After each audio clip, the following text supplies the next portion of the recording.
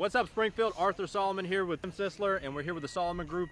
We are standing on the site of the original Springfield Buffalo Road Roller that was made right here in Springfield, started by the man and the legend, O.S. Kelly.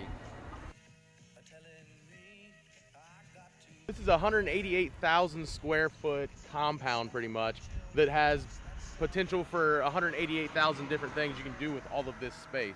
I mean, it's what, 20 plus acres, or right around 20 acres. There's over 20 semi-bays. $2.1 a square foot. I mean, it's a steal. Honestly, it's a steal. Any way you cut it, it could be used for manufacturing, storage space, whatever you want to use it for. Whatever.